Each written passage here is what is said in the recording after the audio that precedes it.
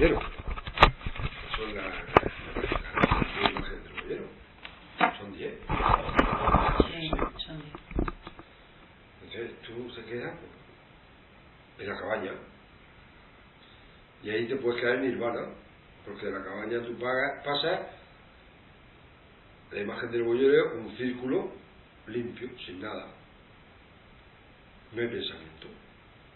Ya no son los sentidos, ya no es la naturaleza la que todavía te sorprende. Sigue siendo mágica, sigue siendo sorpresiva, sigue siendo inconocible, sigue siendo una naturaleza en comunión. Ya luego se convierte en la naturaleza en comunión contigo, ¿no?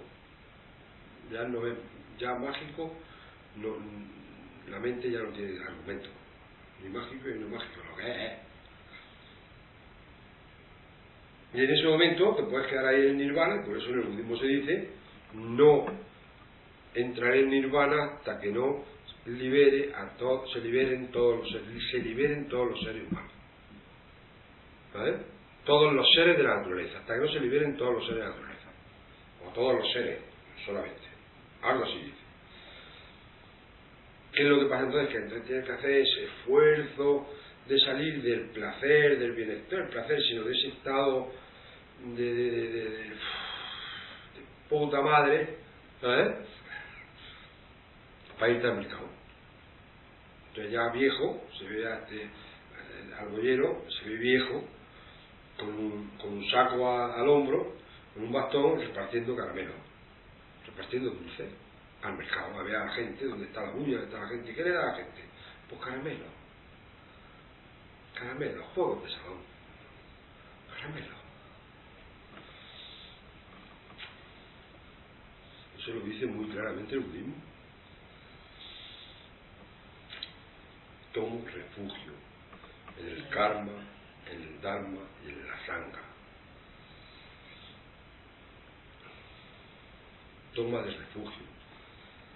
Eso es maravilloso. Cuando una persona desde su corazón toma refugio, la determinación es mucho más profunda. Lo que pasa es que Occidente cada vez es más ritualista por un lado, ¿sabes? Porque siendo ritualista se conforma con el ritual. Si yo hago un gran ritual y ese ritual es como si me hubiese dado la enseñanza del ritual y la actitud del ritual. Y el ritual simplemente es una toma de contacto, una toma de conciencia, un motivador. Pero aquí se quedan solo en las formas.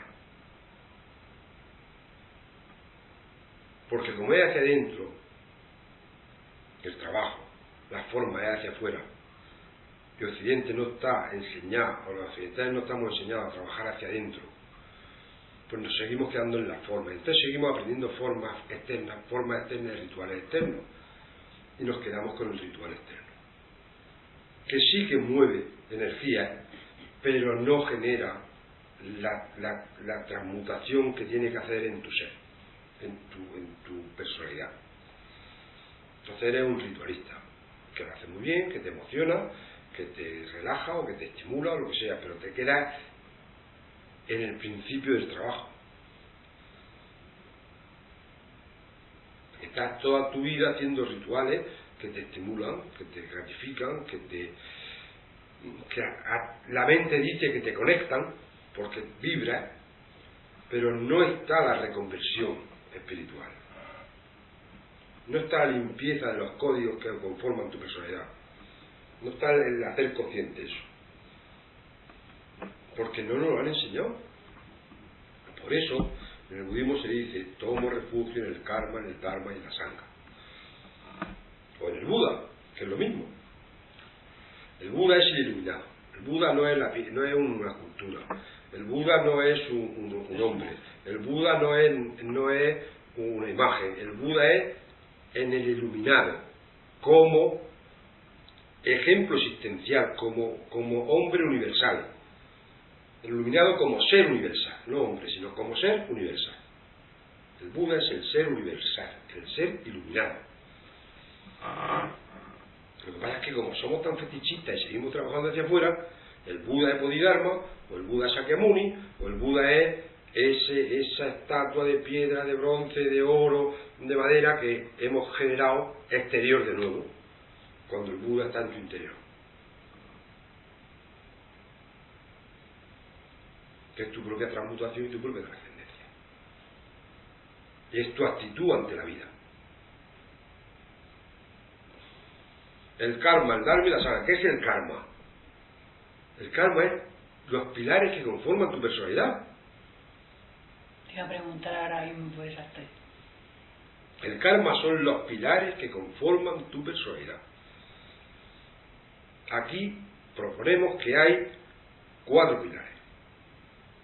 2 de tierra y 2 de cielo. O 2 de mente. Los 2 pilares de tierra son el código religioso, el código genético, el código de sobrevivencia o de adaptación al medio, son los 2 tierras, y 2 celestiales, espirituales, que son el código religioso y el código lingüístico. Y si hacemos uso del I Ching, encontraríamos que hay otros dos en medio, que son los que corresponden a la estructura ser humano. Pero esos son más iniciáticos, eso hay que dejarlo. ¿Y cuáles son? Eso es otro momento.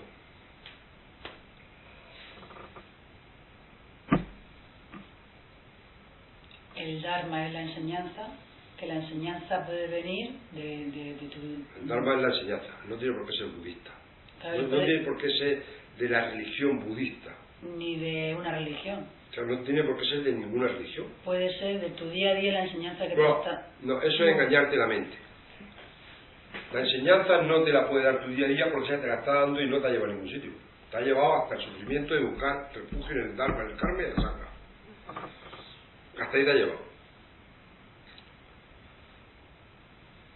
Es que eso es lo que la mente quiere, Vale, que es tu entonces día a el día. Dharma es la enseñanza a través de una persona que ya está ahí.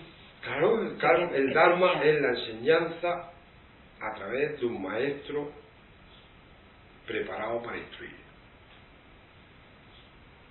En la línea que trabaje. Sí. Y En el budismo, el cristianismo, el islam, en el humanismo, y la sangha es el grupo con el que estás realizando, el grupo de trabajo. pero también puede ser en tu cotidianidad, el grupo de trabajo en tu cotidianidad, la sangha. No, la sangha es el grupo con el que tú estás en comunión espiritual, en el que tú estás haciendo un trabajo con el mismo maestro, dentro de las mismas líneas metodológicas. La sangha es el grupo de trabajo en el que usáis el mismo método, en el que se usa el mismo método. Porque si no te vuelve a disolver otra vez. Si la sangha toda la sociedad te pierde. No en toda la sociedad no, pero ejemplo, en mi trabajo. ¿La sangha puede ser mi grupo de trabajo de ciclo? No. Con el que hablamos diariamente, No. programamos, comentamos dificultades, problemas, soluciones. La sangha es el grupo en el cual tu instructor, tu maestro, ¿sabes?, lleva el grupo, lo dirige, le da el método, lo instruye, le informa. Vale, entonces el exterior es donde tú pones en práctica toda esa enseñanza. Es donde tú haces de espejo, no en el exterior pones en práctica, estás poniendo también la sangha. La sangha es donde tú le trabajas con mayor libertad las propuestas de cambio, de apertura al ser. En la sangha te es más fácil abrirte y expresarte con actitudes nuevas,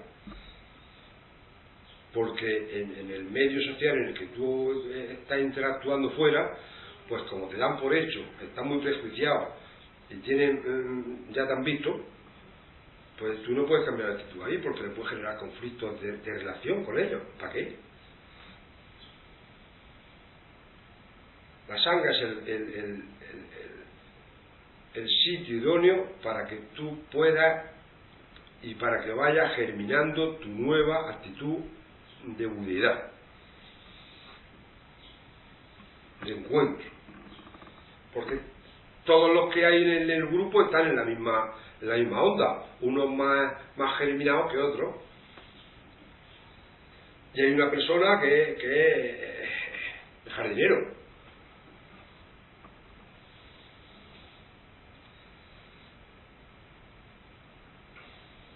Entonces el refugio que tú hablas, me viene la pregunta de, ¿tomo refugio en el karma, en el dharma y en la sangha? ¿Qué? Todo esto ha salido por el tema de que uno dice, tomo refugio en otras cosas que no tienen nada que ver. O sea, busco refugio en cosas materiales, ¿no? Pues ¿dónde está mi casa?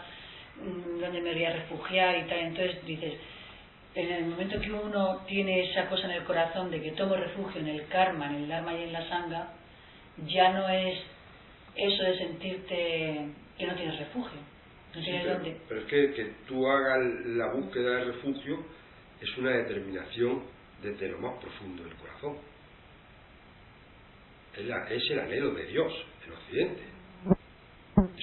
Eso después tienes que, como hacen en los monasterios, repetirlo 3 veces al día, porque la mente es muy frágil y lo que le lleva a la mutación, ¿sabes?, que es esto, que es la actitud nueva de la toma de refugio, tiende a banalizarlo, tiende a vulgarizarlo, tiende a familiarizarlo, tiende a quitarle la energía del corazón para dejarlo en una mera fórmula, en un mero ritual, porque no hemos aprendido otra cosa. Si el problema que tenemos en Occidente es que no hemos aprendido otra cosa, no han querido enseñarnos vías espirituales. Entonces tenemos la enseñanza muy limitada a luchar, a competir y a pelear. Estamos peleando desde siempre, hay una guerra con otra. Tú mira al exterior, verás cómo es idéntico a tu interior.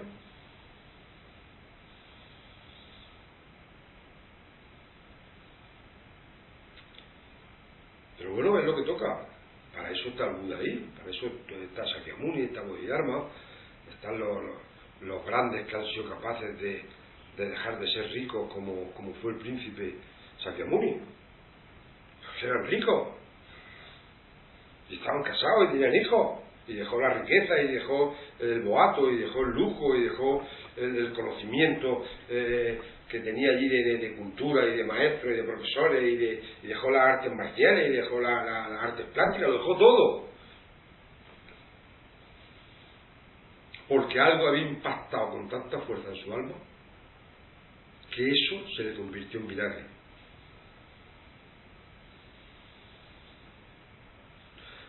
Y entonces, ¿qué hizo? Pues fue a trabajar las disciplinas que imperaban en ese momento. Entonces trabajó yoga, se hizo sannyasis, se hizo ermitaño, trabajó todas esas disciplinas que decían llevar a la unión, porque yoga significa unión. Entonces trabajó todo eso y llegó un momento en el que cuando trabajó los ayunos intensivos, y se quedó famélico, casi muerto en el bosque donde estaba con los 15 o 20 que había allí en el bosque aquel, entonces dijo, esto no puede ser, yo me estoy muriendo, esto qué es lo que es. Entonces tuvo ahí un movidón, y dice, yo me voy. Y se fue, los demás le dijeron de todo, y se fueron 7 con él, me parece. Le acompañaron 7 convencidos, porque claro, era un hombre que tendría oratoria, que tendría conocimiento, era un hombre culto. Coño, que estamos hablando de un príncipe, estamos hablando del hijo de un gobernador, de un príncipe de la India, que no estamos hablando de un pelagato que está cogiendo un paria, que está pelando patates. Entonces tendría su conocimiento, su cultura y su retórica. Por eso tenía esa capacidad de persuasión y de convicción, pero no solo por eso, sino por la fuerza que produce es su interior. Se fue, dijo que no podía ser la muerte física lo que le diese el conocimiento, lo que le diese esa claridad, porque él lo que buscaba era ¿por qué sufre el hombre? Es decir, a él le viene y su respuesta es en función al sufrimiento. Su iluminación es en función del sufrimiento. Pero hay otras iluminaciones que tienen otra pregunta. A él le viene la iluminación del sufrimiento porque él fue movido por el sufrimiento de los demás, por aquel que estaba muerto, por aquel que estaba sufriendo cuando salió a la ciudad. Entonces, eso es lo que le impactó, y ese impacto fue la gran pregunta de su existencia. Y la respuesta es la que fue su iluminación. Y eso fue las 4 nobles verdades. ¿Cómo le pasó eso? Pues el hombre se dedicó a comer y se puso debajo del árbol de la Bodhi, ¿sabes? Al lado de un estanque grandísimo, aquí, ¿sabes? En Bocaya. Por cierto, precioso, yo estaba ahí. He comido de la higuera aquella, como una higuera pequeña. Está comiendo del árbol de Buda. Muy bonito, muy bien, y meditando allí. Y entonces el hombre se dio cuenta que eso no era así. La mujer llegaba todos los días y le llevaba leche, llevaba de comer, y él estaba ahí sentado y dice: hasta que yo no me entere, yo no sepa, hasta que no venga a mí la respuesta de por qué sufre el ser humano, yo no me levanto de aquí de meditar. Se puso en la postura del loto y le llevaban. Había una mujer que le llevaba la comida. Una joven, me parece, ¿no? Alguien que él no conocía, pero no se sabe, porque como había mucho poder alrededor, ten en cuenta que muchos de los que siguieron su enseñanza y su instrucción eran primos, eran familia, muchos eran familia. Entonces el hombre descubrió eso, ¡pum! Le llegó la respuesta por qué sufre el hombre, el ser humano. Y cuando vio aquello, pues entonces vio el río, la barca que cruzaba el río, como imagen, porque donde estaba no estaba el río, había un estanque inmenso allí, unas cosas y tal, pero no estaba el río. Y se fue a contárselo a sus compañeros. Y ese es como el sermón de la montaña en el budismo. Sí, el sermón cristiano, claro, el sermón de la montaña cristiano, comparaba al sermón que dio Buda, comparado con el sermón que dio Cristo. Después de salir, ¿de dónde? Del huerto de los olivos, que es donde Cristo tuvo la iluminación. Padre, aparta de mí este cáliz. Déjame en éxtasis.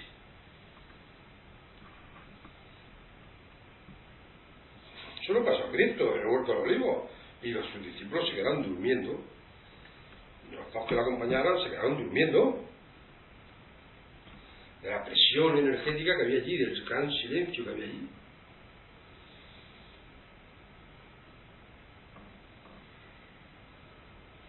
Padre, aparta de mí este cáliz. Esa fue la gran revelación de Cristo. Entonces cuando dice: hágase en mí según tu palabra, hágase en mí la voluntad de Dios, del Padre, hágase en mí la voluntad de Él, de lo divino. Es lo mismo. Hombre, entonces viene el sermón de la montaña, que échale carga, bienaventurado. Después viene la bienaventuranza, échale limón a eso, ¿sabes? Es que estamos perdiendo la posibilidad del conocimiento que aporta la religión, nuestro código religioso, que estamos conformados por un código religioso cristiano. Vamos a dejar el catolicismo. Vamos a dejar el catolicismo porque el catolicismo a lo mejor está demasiado contaminado por la política, por los intereses económico-políticos. Vamos a irnos al cristianismo puro, a ver lo que aporta, porque está la gnosis ahí, que están los gnósticos ahí, que hay todas unas corrientes dentro del cristianismo que son increíbles y apabullantes, mucho más que en el budismo, cuidado. El cristianismo tiene mucha más fuerza y mucha más enjundia tiene mucha más enseñanza y mucha más información que el budismo. Lo que pasa es que el budismo es más bonito y más esotérico. Pero el cristianismo, si tú lo dices desde el principio, tú empiezas a estudiar el cristianismo sin prejuiciar, sin los prejuicios de la Inquisición, de esto y lo otro. Tú empiezas a estudiarlo eso como si fuese budista. ¿Por qué te crees que tantos budistas se vuelven al cristianismo? Por lo mismo. ¿Por qué te crees que tantos taoístas se vuelven al cristianismo? No, porque han visto que hay mucha más riqueza de conocimiento del hombre en el cristianismo que en ninguna otra religión. Cuidado, el Islam también es cristianismo, ¿eh? Cuidadín. El Islam también es judío-cristiano. Que el Islam en un tiempo fue una herejía del cristianismo. Entonces, cuidadín. No separemos jamás el Islam del cristianismo, porque es una rama del cristianismo. Y no por exotismo, desde los budistas, el exotismo del cristianismo, como nos pasa a nosotros, como es algo desconocido. Puede ser también, pero es que el cristianismo es una evolución dentro del código religioso de los seres humanos. Es que el cristianismo pasa de la compasión budista, que la compasión es más diluida, es algo diluido, ¿sabes?